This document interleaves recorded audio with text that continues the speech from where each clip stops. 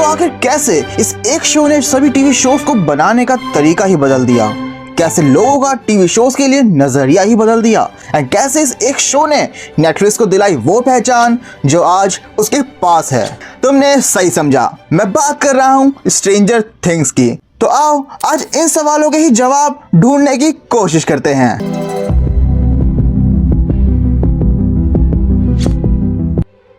तो stranger things सिर्फ एक कमाल का शो नहीं है, ये उन शोज में से है जिसे गोट कहा जा सकता है, ग्रेटेस्ट ऑफ ऑल टाइम। इसने सिर्फ टीवी शोज को बनाने का तरीका ही नहीं बदला, बल्कि हमारा उन्हें देखने का नजरिया भी बदला। एक अकेले शो ने पूरे 1980s की जनरेशन को मानो फिर से जिंदा कर दिया हो। उस जमाने का हेयर स्टाइल, कपड़े, म्यूजिक, सब कुछ वापस ट्रेंड में आ गया। मैं खुद स्टीव हैरिंगटन का हेयर स्टाइल कॉपी करने की नाकाम कोशिश करता हूँ यार। जो गाने उस टाइम पर फ्लॉप हो गए थे, स्ट्रेंजर थिंग्स ने उन्हें अपने मैजिक से चार्ट बस्टर्स बना दिए। और स्ट्रेंजर थिंग्स की प्लेलिस्ट का हर एक गाना गजब की वाइब देता है। मैं खुद हैरी पॉटर के साथ बड़ा हो रहा था, हर साल उसका एक नया चैप्टर देखते हुए। तब मुझे कहीं ना कहीं ऐसा लगा था कि शायद ऐसा इमोशनल कनेक्शन फिर कभी भी नहीं बन पाएगा, लेकिन स्ट्रेंजर थिंग्स ने मुझे गलत साबित कर दिया। पर एक सवाल यह था कि एक ऐसा शो जिसे कोई भी स्टूडियो बनाना ही नहीं चाहता था, आखिर वो शो कैसे वर्ल्ड वाइड लेवल पर फिनोमिना बन गया। 2015 में दो भाई Matt and Ross Duffer Hollywood की गलियों में अपना पहला बिग फिल्म प्रोजेक्ट लेकर पिच कर रहे थे, जिसका नाम था हिडन, एक साइकोलॉजिकल थ्रिलर जिसमें अलेक्जेंडर स्कारगार्ड लीड में थे। ये फिल्म सस्पेंस और टेंशन से भरी हुई थी, जो कि film maker M night Shyamalan के फिल्म मेकिंग से इंस्पायर्ड थी। हाँ, पर यह फिल्म लिमिटेड रिलीज में गई, बॉक्स ऑफिस पर बस $3 लाख ही बना पाई, लेकिन फिर भी क्रिटिक्स ने अप्रिशिएट किया। एंड इस फिल्म से प्रोड्यूसर डोनाल्ड दे लाइन इतने इंप्रेस हुए कि उन्होंने डफर ब्रदर्स को एम नाइट श्यामलान से ही इंट्रोड्यूस करवा दिया। श्यामलान के मेंटरशिप में उन्होंने काम किया टीवी शो वेवर्ड पाइन्स पे, और वहां से उन्होंने सीखा कि टीवी शो बनाना एक साइंस है, लेकिन उनके कैरेक्टर्स और उनके इमोशंस लिखना एक आर्ट है। तो भाई अपनी पूरी ट्रेनिंग करने के बाद ये दोनों जवान तैयार थे अपना एक ड्रीम प्रोजेक्ट लिखने के लिए। उन्होंने एक 20 पेज का पिच बुक बनाया और 15 अलग अलग केबल नेटवर्क्स को भेज दिया, पर सभी का एक ही जवाब आया, नहीं, नो, नाही, नको, इल्ले, बिल्कुल नहीं, कभी नहीं। सबको लगा कि बच्चों को लीड बनाकर कोई सीरियस साईफाई हॉरर शो नहीं चल सकता। किसी ने तो ये कहा कि हटाओ इन बच्चों को और हॉपर पे फोकस करो, सीरीज हिट जाएगी। पर डफर ब्रदर्स नहीं माने और ना ही उन्होंने हार मानी। और तब उस अंधेरे को चीरता हुआ एक इंसान उनकी लाइफ में आया, जिसका नाम था शॉन लेवी। शॉन लेवी एक ऐसे डायरेक्टर जो खुद पहले एक स्ट्रगलिंग एक्टर थे, जिन्हें हम जानते हैं Night at the Museum, Real Steel, Date Night और डेडपूल एंड वुल्वरिन के डायरेक्टर के रूप में।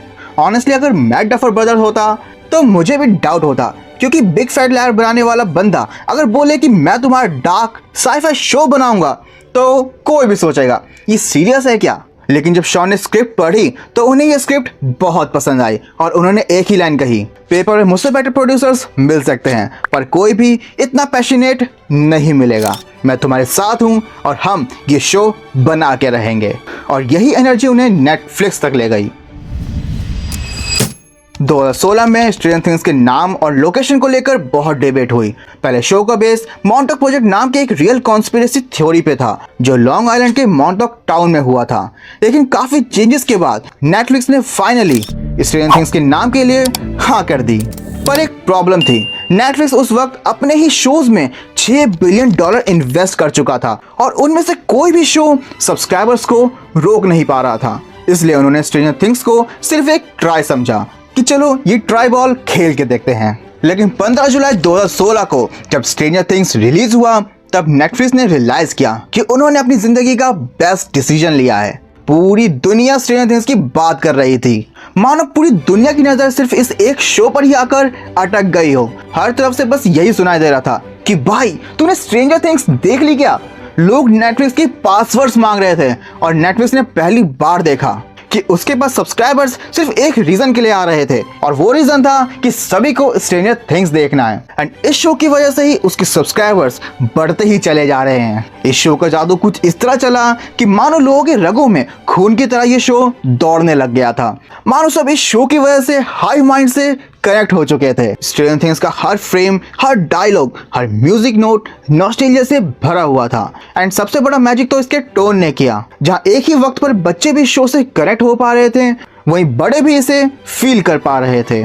स्ट्रेंजर थिंग्स के सीजन 1 ने सब कुछ बदल दिया था। इंट्रो स्क्रीन से लेकर साउंड ट्रैक तक, सिनेमेटोग्राफी से लेकर एक्टिंग तक, हर चीज परफेक्शन थी। और विनोना राइडर क्या कमबैक था यार। उसने इतना इमोशनल परफॉर्मेंस दिया कि लोग कहने लग गए कि ये विनोना का सिर्फ टीवी रोल नहीं है, ये ऑस्कर वर्दी कमबैक है। एंड मुझे पर्सनली लगता है कि विनोना का ये किरदार उनके करियर का आज तक की बेस्ट परफॉर्मेंस थी। स्ट्रेंजर थिंग्स से पहले कोई शो एक साथ पूरा सीजन ड्रॉप नहीं करता था। लोग शो को episode by episode, week by week देखते थे, लेकिन इस शो ने सब बदल दिया। पहली बार लोगों ने पूरा सीजन एक ही दिन में बिंज वॉच कर डाली। यही था वो मोमेंट जहां से बिंज वॉचिंग कल्चर की शुरुआत हुई और नेटफ्लिक्स के सर्वर्स लिटरली गर्म हो गए थे, क्योंकि मिलियंस लोग एक ही दिन पर एक ही शो साथ में देख रहे थे। टाइटल सीक्वेंस से लेकर सिंथ साउंड ट्रैक तक स्ट्रेंजर थिंग्स ने 80s को फिर से कूल बना दिया था। 80s को वापस से रिवाइव कर दिया था। किड्स के कॉस्ट्यूम्स, बाइक्स, हेयर कट्स सब ट्रेंडिंग में आ गए।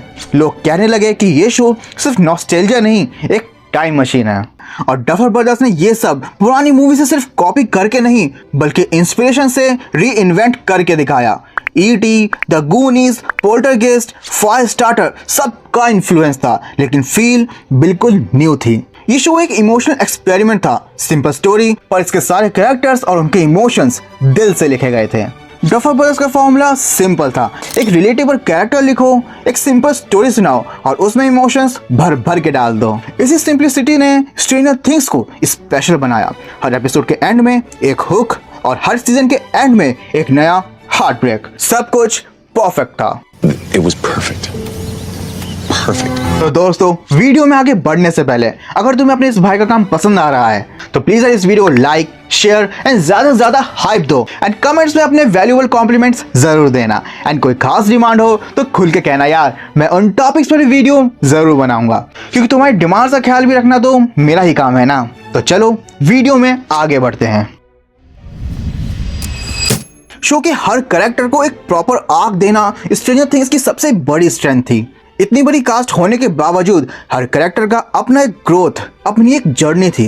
11 के पावर से लेकर हॉपर के गिल्ड तक, माइक के इनोसेंस से लेकर डस्टिन के ह्यूमर तक, लूकस और मैक्स से टकरार हो या सूजी का स्वाद अनुसार प्यार, सब कुछ बैलेंस था।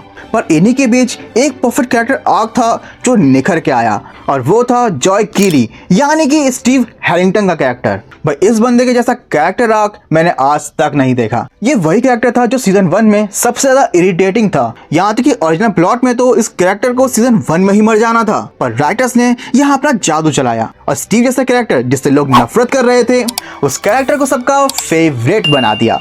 लोग एल के आने पर इतना खुश नहीं होते थे जितना स्टीव के स्क्रीन पर आने से होते थे। सेम इसी तरह एडी मनसन के कैरेक्टर को भी राइटर्स ने एक अच्छा प्रॉपर आर्क दिया था। इस कैरेक्टर को राइटर्स ने अच्छे से इस्तेमाल किया। हाँ, उसका सैक्रिफाइस शायद कुछ लोगों को पसंद ना आया हो, पर उसके सैक्रिफाइस ने शो के सीजन 4 के एंडिंग पर अच्छा खासा इम्पैक्ट डाला था। बट आई होप कि सीजन 5 में हमारे स्टीव के साथ ऐसा कुछ ना हो। भाई, मैं उसका सैक्रिफाइस नहीं सह सकता। लेकिन मेकर्स ने स्ट्रेंजर थिंग्स को बनाने में जितना अपना मैजिक चलाया, उतनी ही उनकी रिस्पॉन्सिबिलिटीज भी बढ़ गई। अब उनके ऊपर एक और जिम्मेदारी थी कि वो आगे के सीजन में कोई चूक या कोई गलती नहीं कर सकते थे। किसी भी तरह का प्रोपेगेंडा या फोर्स ड्रामा नहीं दिखा सकते थे, जो कि उन्होंने किया भी। मुझे नहीं लगता कि स्ट्रेंजर थिंग्स के किसी भी सीजन का कोई सा भी एपिसोड फिलर की तरह या प्रेशराइज्ड वे में बनाया गया हो। स्ट्रेंजर थिंग्स की हर बिगिनिंग, हर स्टोरी, हर ट्विस्ट एंड टर्न्स और हर एंडिंग अपनी जगह पर सटीक और बैलेंस थी। एंड फिर आया स्ट्रेंजर थिंग्स का सीजन 4, जो बस एक वर्ड में कहा जा सकता है, It was perfect. Perfect.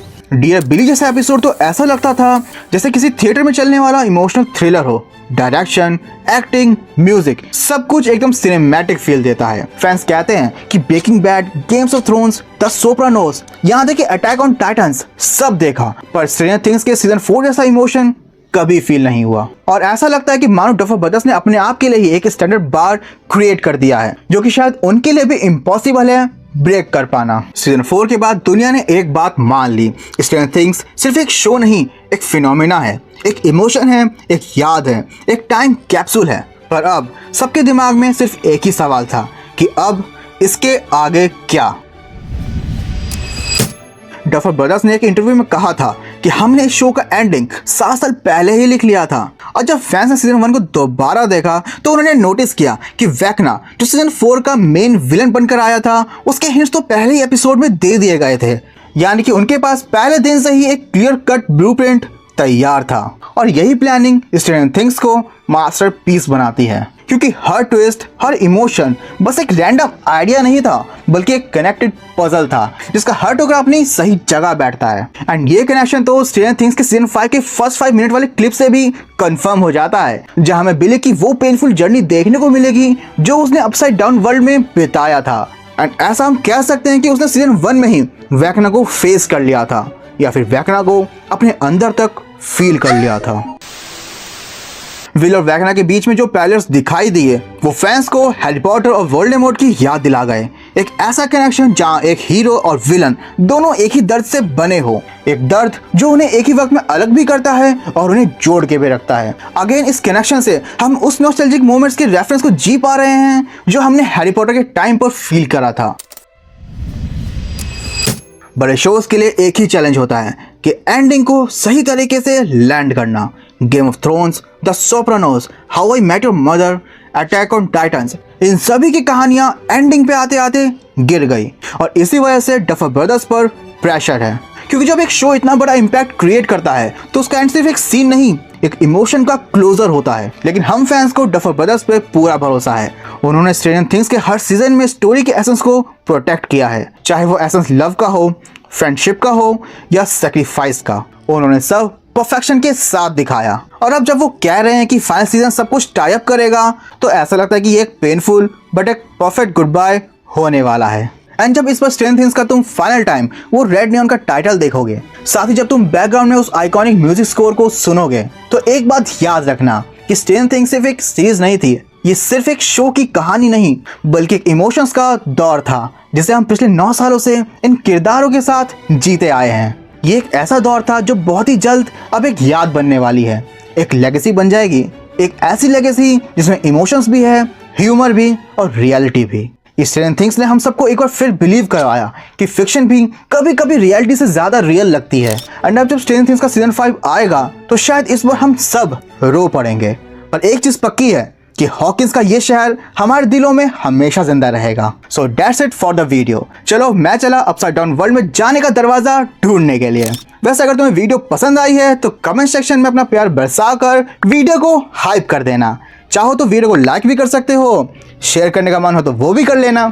And subscriber बढ़वाओ यार अपने भाई के। Do subscribe to Fact Right. और हाँ, जाने से पहले मुझे ये बताओ कि तुम्हारा स्ट्रेंजर थिंग्स में फेवरेट कैरेक्टर कौन सा है। भाई मेरा तो स्टीव हैरिंगटन और लूकस की बंदी यानी कि मैक्स है।